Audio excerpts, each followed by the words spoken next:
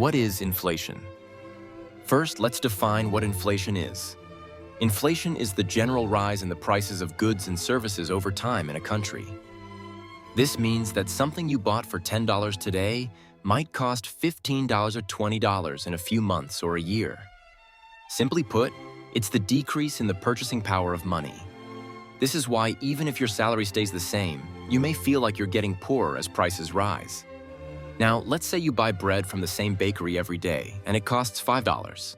A few months later, you see that the same bread costs $7. That's inflation. But it's not just bread. Milk, cheese, meat, even phones, cars, and rent can go up in price. For example, if the house you rented for $1,000 3 years ago now costs $5,000, inflation is seriously affecting your life. In fact, in some countries, inflation can rise so much that the value of money drops within minutes.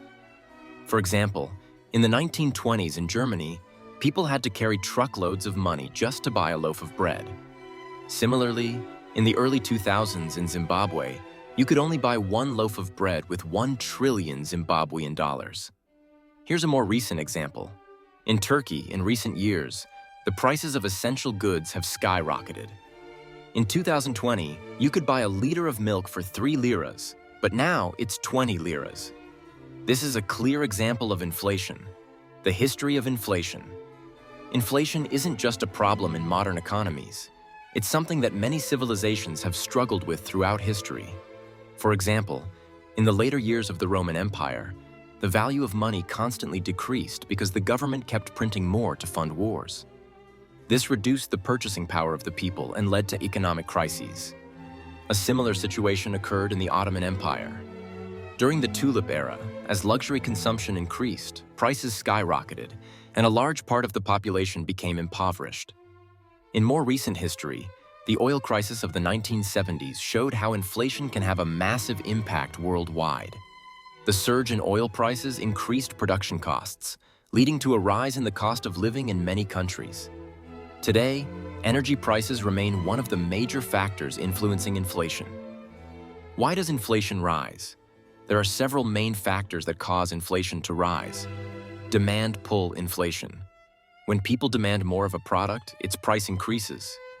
For example, if everyone suddenly wants to buy a car, sellers will raise the prices. Or if a new game console becomes very popular, stocks deplete quickly and sellers increase prices. Cost push inflation. When the production costs of a product rise, its price goes up. For example, if fuel becomes expensive, transportation costs increase, which leads to higher prices for goods. Similarly, if farmers have to pay more for fertilizers, feed, and water, the price of the fruits and vegetables they produce will also rise. Excessive money supply. If there's too much money in circulation but the quantity of goods and services remains the same, the value of money decreases and prices rise. For example, if too much credit is available in the market, people can borrow easily and spend more, which pushes prices up. Exchange rate fluctuations. If the exchange rate rises, the price of imported goods increases. For example, if the dollar goes up in Turkey, imported phones, computers, cars, and even coffee will become more expensive because coffee is sourced from Brazil or Colombia and sold in dollars. Psychological effects. If people expect prices to rise in the future, they might accelerate their purchases, which leads to even higher prices. For example, if people believe that cars will be much more expensive next year, they might rush to buy one, which will, in turn, raise prices. The effects of inflation on daily life. One of the most significant effects of inflation is the decrease in purchasing power. Let's say last year you could buy 1,000 loaves of bread with your salary, but this year, with the same salary, you can only buy 800 loaves. That's the most straightforward effect of inflation. Another example. Imagine you were planning to buy a nice second-hand car with your savings of $50,000, but in 6 months, the same car now costs $80,000.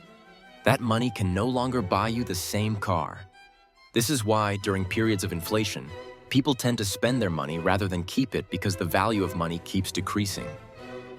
Also, rent prices, grocery shopping, transportation costs, and even education expenses are affected by inflation. This is especially problematic for people on fixed salaries or retirees because salaries don't usually rise as quickly as inflation. Even the money in your bank account can lose value due to inflation. For example, if you earn 20% interest on your savings, but inflation is 40%, you're actually losing money. How to fight inflation? There are several key methods to reduce inflation. Raising interest rates. If the central bank increases interest rates, borrowing becomes harder and the amount of money circulating in the market decreases. This reduces demand, helping to balance prices. However, this can be tough for businesses that rely on credit. Increasing production. If a country's production is high, goods and services will be abundant. This helps stabilize prices. More production equals cheaper goods. Saving and efficiency. Governments can help control inflation by cutting unnecessary public spending and reducing waste. If the government controls its expenditures more efficiently, it can contribute to keeping inflation in check. Conclusion. In summary, inflation is something that affects everyone's life. Neither completely zero inflation nor excessive inflation is ideal. The healthiest option is to keep it balanced. If inflation gets out of control, the economy can suffer greatly, and people will face financial hardships. But with the right economic policies, inflation can be kept under control. I hope what I've shared has given you a better understanding of what inflation is and how it works. If you enjoy topics like this, feel free to leave a comment below. See you in the next video.